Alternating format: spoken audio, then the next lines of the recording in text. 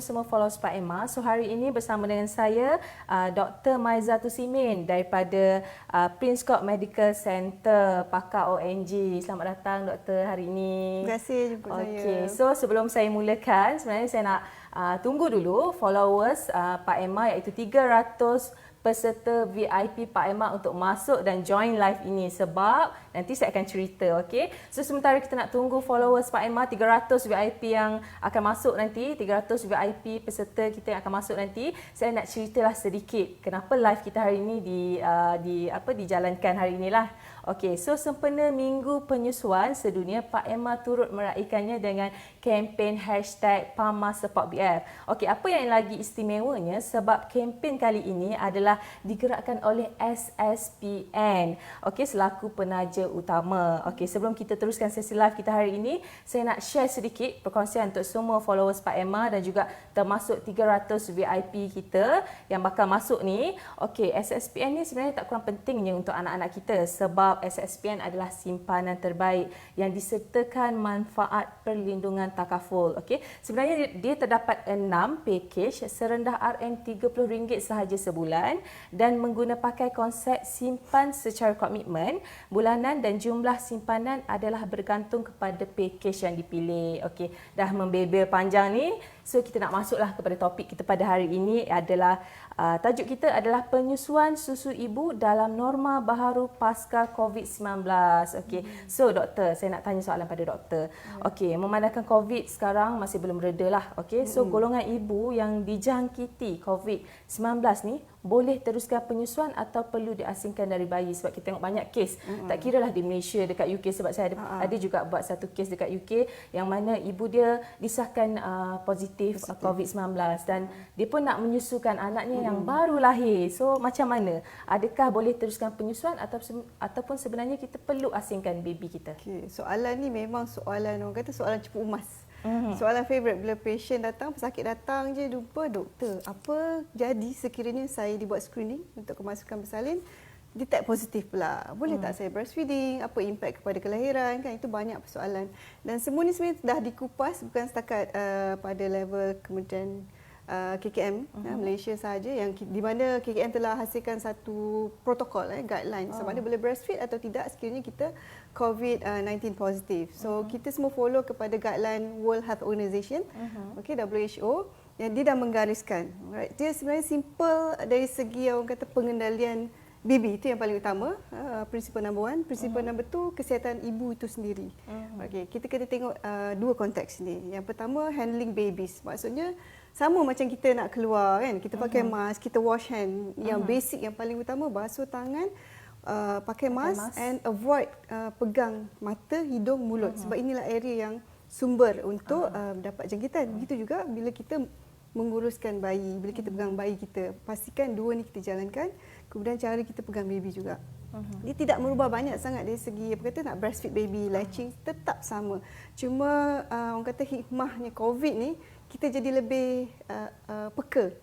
Lebih orang kata tentang kebersihan. Kita jadi seorang yang sangat pembersih. Kita jaga setiap apa yang kita nak pegang semua kita check kan.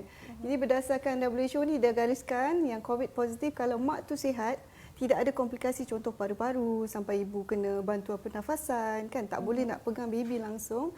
Boleh terus penyusuan susu ibu ni boleh diteruskan. Susu ibu yang kita tahu memang adalah yang terbaik. Okey, untuk bayi bukannya susu formula. Jadi selagi ibu tu sihat, cukup hydration, cukup intake ya basically walaupun dia positif dan kebaikan yang kita nampak pun positif, ibu-ibu sebenarnya dia orang sihat.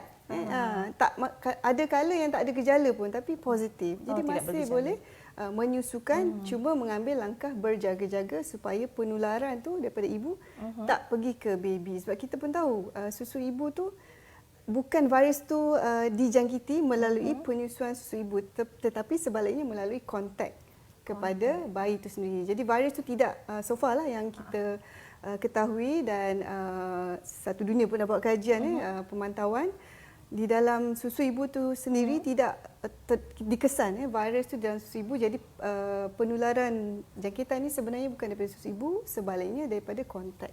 direct contact. Contoh ibu macam tak pakai mask contoh terbatuk ataupun terbersin. Jadi partikel-partikel virus ni boleh menular kepada bayi. Yang penting adalah cara pengendalian bayi itu sendiri, kebersihan yang menjadi prinsipal utama untuk teruskan penyusuan. Okey, macam doktor sebut tadi kontak kan. Macam mana kalau ibu tu macam contoh minta jauh, contoh saya adalah pesakit COVID-19 dan saya nak menyusukan anak saya. So, apa langkah yang saya perlu buat untuk supaya anak saya ni, baby saya ni tak dijangkiti? Kalau tengok dekat dalam TV macam-macam dia suruh anak tu, baby tu pakai mask lah.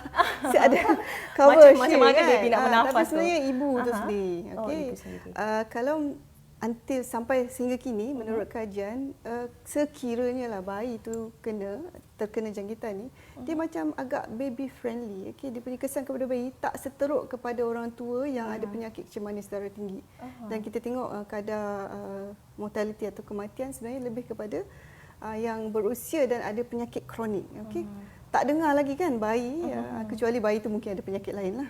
But otherwise bila dijangkiti, dia orang kata akan develop immunity. Jadi pengendalian tu yang penting. Maksudnya ibu pakai mask, ibu sentiasa basuh tangan. Alright, sebelum ni kalau kita breastfeed baby kita just ambil baby dan terus. Betul tak? Terus selak dan terus terus uap je baby tu, terus latching. Tapi sekarang ni sebelum kita angkat bayi, kita tahu baby kat atas katil ataupun dekat cot, kita basuh tangan dulu. Okey, ikut yang 7-8 steps tu kan. Basuh tangan, hand washing. Sangat penting. Sekarang budak tadika pun pandai dah buat. Betul. Kemudian pun mudah je nak ingat. Mudah, sangat senang. Orang kata nyanyi lagu happy birthday at least sampai habis tu maksud cukuplah kebersihan tangan tu insya-Allah. Okey. Kemudian pakai mask. Alright, handle baby selanjutnya seperti biasa. Kalaulah ibu tu memang mempunyai gejala yang teruk, contoh gejala pernafasan yang teruk sampai batuk sesemua, memang orang kata bernafas pun susah, mungkin yang itu kita perlu tangguhkan seketika. Tapi ibu sebenarnya masih boleh express breast milk.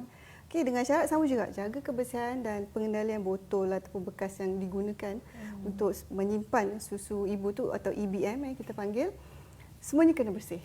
Alright, semua kena sterile basically. Maknanya masih boleh dilakukan.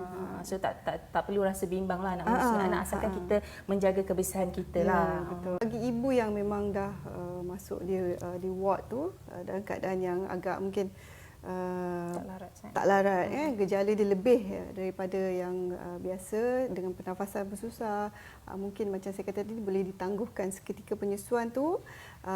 Kalau masih boleh dengan bantuan kebanyakan kita boleh express breast milk tu bukan saja pakai tangan tapi pakai mesin, pakai pump. Okey, kita boleh cuba usahakan tu. Alright, sebab kita tak perlu risau sama ada virus pergi ke dalam susu atau tidak, sebab so far yang terbukti memang tiada lah. Jadi ianya sebenarnya terbukti selamat lah. Sekiranya kita ibu ni mengamalkan langkah pencegahan. Senang je, sebenarnya dia suruh kita jadi seorang yang sangat pembersih. Untuk handle baby kita.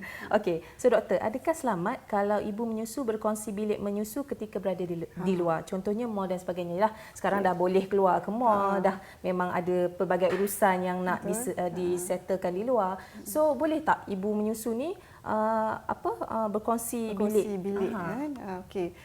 Syarat dia tetap sama. Selain daripada hand washing, face mask, yang ketiga jangan lupa, itu actually antara yang terpenting, social distancing. Walaupun duduk satu bilik, jarak paling kurang at least 2 meter. Macam jauh sikit lah ni kan, distance dia. Kebanyakan mall sekarang ni memang dah agak advance. Dia mau more aware mengenai support breastfeeding, dah menyediakan bilik penyusuan. Jadi memang kita dah nampak dah ada distancing. Okay? Kerusi-kerusi yang disediakan untuk ibu, and then ada macam screen, ataupun ada yang isolated room lagi, bilik. Ada partition. So itu actually dah nampak dah ada distancing. Okay? So dah ada satu point kat situ. And kita tambahkan dengan hand washing and cover. Alright, face mask. So itu antara langkah yang perlu kita ambil sekiranya lah perlu menyusu di public. Tapi kita pun tahu kan dalam COVID ni tak rasa akan settle tahun ni. Mungkin ambil masa 1 atau 2 tahun. Selagi kita tak jumpa vaksin tu yang terbukti berkesan untuk mencegah, walaupun sekarang ni nampak seperti kita dah develop macam yang kita panggil herd immunity, sebab dah numbers of cases pun berkurang kan. Dengan harapan kita pun masih terus berjaga-jagalah, jangan take orang kata sambil lewa ambil mudah kan. Jadi dari segi tu kalau boleh avoidlah keluar, sebab kita masih belum reda lagi COVID ni. Kan bayi yang kecil tu sebaiknya nursing tu penjagaan baby di rumah. Jika perlu contohlah terpaksa pergi hospital, follow up baby, dan maybe kita ambil langkah berjaga-jaga. Tapi kalau boleh, bayi pun kecil lagi kan? Kecil lagi. Duduklah di rumah. Betul. Okey, so bagi followers Pak Emma yang baru join, yang mana ada 300 peserta VIP kita. Ramai tu 300 peserta VIP kita ni. Saya tengok pun dah ramai dah yang join. So jangan lupa share video ini and komen saya peserta VIP dan masukkan nombor kod yang telah kita bagi dekat Telegram Pak Emma Sport BF tu. Dan juga bagi followers yang bukan peserta VIP kita, jangan risau, jangan sedih sebab sebenarnya kita pun ada hadiah misteri. Okey, just share je video live ini, nanti kita akan carilah siapa pemenang misterinya itu. Okey. So doktor, soalan seterusnya, adakah dibenarkan untuk dua ibu yang mengepam susu berkongsi peralatan mengepam, sebagai contoh tube dan sebagainya? Tubing tu kan. Okey. Saya rasa kebanyakan ibu dia mesti nak menjaga. Jarang-jarang lah orang nak share sebenarnya. Kecuali mungkin in certain tempat, contohnya katalah di ward. Kadang-kadang di ward memang hospital kerajaan dia ada sediakan special pump lah untuk ibu yang ada masalah untuk express breast milk. Itu mungkin perlu perkongsian, tapi kita tahu di hospital kebersihan sangat diutamakan. So dia akan sentiasa bersihkan, dia akan sterilkan semula. Okey, penggunaan alat-alat tu. Tapi saya sendiri personally, this is my personal opinion lah. Kalau boleh sediakan sendiri peralatan. Kalau boleh jangan share, sebab kita tak tahu apa yang kita pegang. Walaupun kita dah jaga, sebab apa yang kita sedang lawan sekarang ni kita tak nampak pun. Betul. Kalau boleh gunakan peralatan sendiri, jangan share. Okey. Okeylah, andailah kata kita dah tak nak share, kita sediakan sendiri, tiba-tiba datanglah klik kita. You boleh tak pinjam? I tertinggal. So macam mana? Desperate apa yang sangat, kita perlu? Apa yang kita perlu buat ni? Okey, tu kata kat tempat kerja kan. Yang penting memang basuhlah semua. Okey. Dan kalau boleh katalah you dah pakai, you dah bersihkan semua, dekat office tu mesti ada apa nama? Kettle kan, panaskan kan. Itu pun boleh digunakan sebagai salah satu cara untuk sterilkan peralatan tu. Contoh botol ke tubing ke. Alright. So rendam sekejap dan kemudian okeylah. Terpaksalah kita pinjamkanlah, kesianlah pula kawan kita kan. Nanti tak perah pula susu dia. Tapi lepas tu kalau saya lah personally saya nasihatkan jangan kita pakai semula. Sebab kita pakai dah dulu. Dan kita sterilkan, kemudian bila kawan dah pakai kita bersihkan semula. Tapi kalau boleh kita avoid lah sampai kita balik rumah betul-betul bersihkan dengan menggunakan sabun ke. Kita kat rumah pun kita ada kita punya sterilizing equipment ke kan. Kalau itu pandangan saya lah. Okey, bagi followers yang baru masuk, yang baru join live kita, sebenarnya Pak Emma suka mengingatkan bahawa sesi live ini dibawakan oleh SSPN yang menjadi penaja utama kita pada hari ini. Okey. So, doktor, saya ada soalan lagi. Adakah selamat untuk berkongsi susu perahan dengan bayi lain dari ibu yang lain? Ada sekarang ibu susuan. Ibu susuan kan? Sebab ramai yang ada macam susu tak cukup, so ada susu lebih. Yang ini ibu susuan terlalu banyak susu nak dibagi. Betul. Adakah selamat? Okey. Ibu susuan ni ada, saya boleh kategorikan macam dua style atau dua jenis lah. Satu yang dibagi direct, kan contohnya macam kakak ke, yang rapat lah dengan kita, duduk satu rumah ke kan. Okey, dia bagi direct, so, mungkin dia pun ada baby. Ataupun satu lagi ibu ni yang banyak sangat susu dia, dia dah perah, dah simpan stok, dia pun tak tahu nak buat apa. Contohlah kan. Kemudian yang tu yang dia nak orang kata sedekahkan atau berkongsi dengan mungkin adik-beradik lain, ataupun ada tu memang tak ada hubungan langsung kan. Dia nak bagi. So bila anak tu dah minum dah cukup mengenyangkan tu, jadi macam anak susuan. So dari segi tu katalah dia direct. Okey, kalau personally yang ni pandangan peribadi saya, kita kena make sure siapa ibu susuan tersebut, adakah dia sihat. Alright. Sama juga macam kita screen. Okey, screen macam nak pergi hospital, ada tak batuk sesama, ada tak gejala-gejala yang kita rasa suspicious, ini ada COVID atau tidak, ataupun demam tanda-tanda tu. Nak memulakan penyusuan tu, sekiranya dia jenis ibu yang memang bagi direct breastfeeding kepada baby, sama je step dia, sama macam kita menyusukan anak kita sendiri. Kita pakai face mask dan pastikan basuh tangan sebersih-bersihnya lah, mengikut orang kata berapa saat tu kena basuh tu, actually at least 20 second lah kan. Make sure dia betul-betul bersih, kemudian kita susukan. Alright. And then sama juga selepas tu kita letak, sama juga kita pun bersihkan balik. Okay, amalan dia tetap sama. Tapi untuk yang katalah dia bagi botol dia supply susu. Alright. Okey, yang ini kita kena pastikan cara penyedaan tu. Maksudnya bila dia express, cara penyimpanan, semua tu memang orang kata Kena ambil kira. Yes, kena ambil kira, bersih dan selamat lah basically. Kemudian dia macam membeli susu tersebut kepada anak susuan dia kan. Okey, cara pengendalian kita yang menerima pun tetap sama. Sebab dia dalam botol atau dalam bekas kan. Sebab kita kena cairkan dia dulu, kita kena bersihkan, masuk ke dalam bekas ataupun botol, kemudian baru kita feed baby kan. So sama juga pengendalian dia, tetap mengutamakan kebersihan. Betul. So kata kunci dia kebersihan. Kebersihan, lah. maknanya Kebersihan. boleh, masih boleh dilakukan dalam pasca COVID ni pun sekalipun masih boleh. Okey. So doktor mungkin terkeluar sikit daripada topik. Saya nak tanya doktor, boleh ke atau mak-mak ataupun ayah-ayah beri baby ataupun toddler pakai mask? Pakai mask. Sebab saya nak tengok ramai itu, tu. Itu memang apa orang kata a bit controversial lah kan. Sebab tapi sekarang dah banyak dah mask untuk budak-budak. Budak-budak yang berumur 2 yang dah berlari berjalan lah. Untuk baby ni a bit controversial. Okey. Sebab baby contoh katalah baru 2-3 bulan, dia pun tak boleh nak control movement dia. Bayangkan kita letak Takut lemas. Takut lemas. Itu yang kita risau. Betul. Jadi yang penting kita yang handle baby, pengendalian tu kena jaga kebersihan. Kitalah yang protect baby kita. So senang kata kalau tak ada urusan duduklah di rumah. Ya, duduklah tak rumah, payahlah jaga. berkeliaran di mall apa semua. Betul. Okey. Ibu yang mengepam di pejabat mungkin ada masanya terpaksa gunakan peti ais di pantry. So adakah selamat dan kualiti susu masih terjamin? Sebab kita tak tahulah siapa yang buka peti ais kat situ, siapa yang usik-usik kita punya susu. So bila dah dekat office tu kita tak bolehlah nak demand nak minta freezer yang besar kan. Betul. So memang kita akan share. Yang penting pastikan saya yakinlah semua orang memang jaga kebersihan. Alright, tak adalah comot kat dalam tu bercampur. Yang susu ni kita nak letak dalam freezer. Alright, and kebanyakan makanan kalau lah di office sebenarnya dekat level yang cooler biasa tu kat bawah. So kita letak di freezer and most of the time memang pintu yang jenis dia ada separate lah. Hopefully bawah tu dia satu, atas satu. So kalau yang tutup atas satu just buka untuk ambil.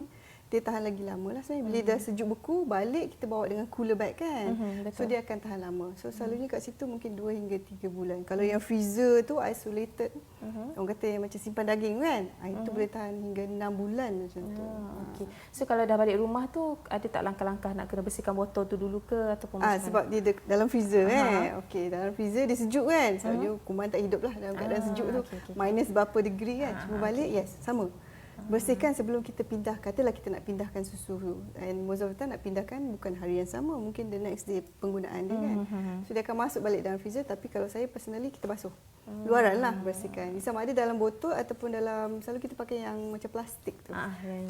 Milk bag. Yes. So bersihkan luaran dia. Dalam tu insyaAllah lah. Kita yang sendiri handle kan. Selamat lah. Dah zip.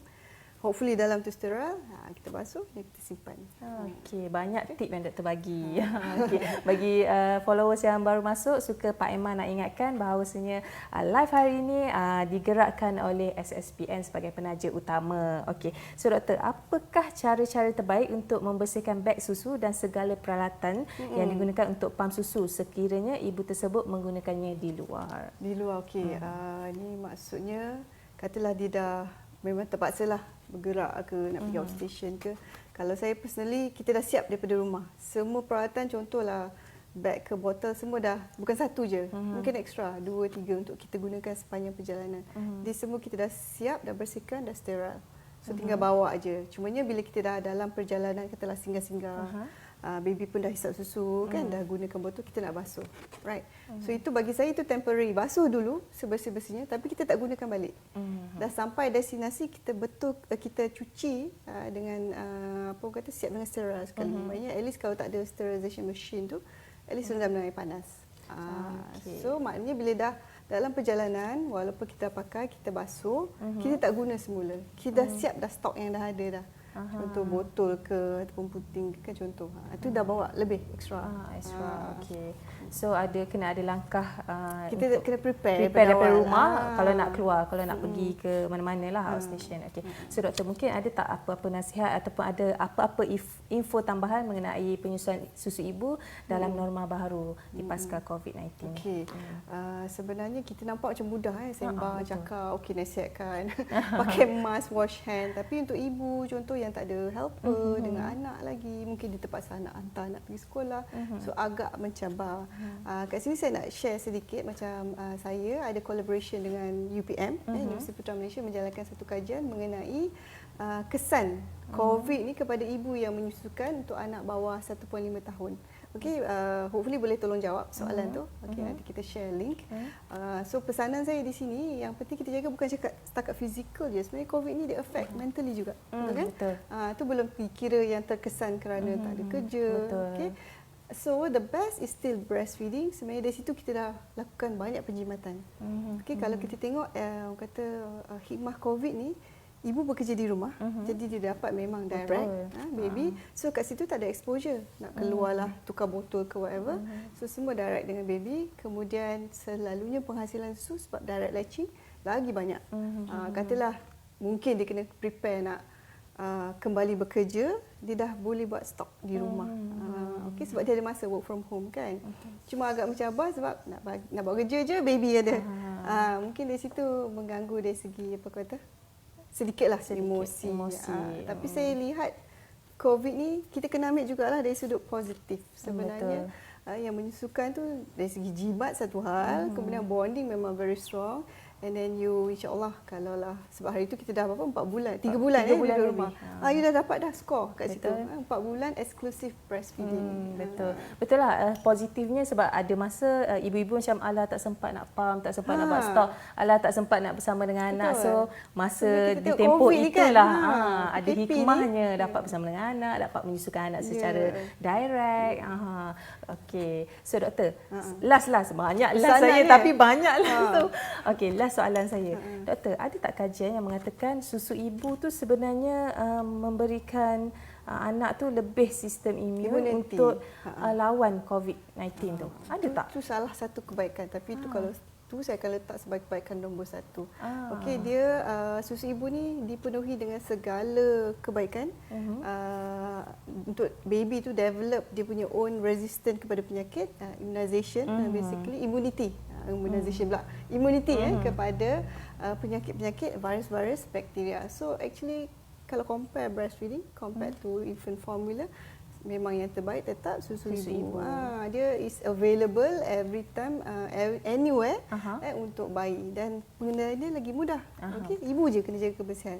Kalau nak sediakan susu formula tu dengan botolnya kan. So di situ banyak lagi benda yang kita perlu jaga. Jadi pesanan saya untuk ibu-ibu di luar sana, ambil kesempatan ni untuk dapat eksklusif breastfeeding.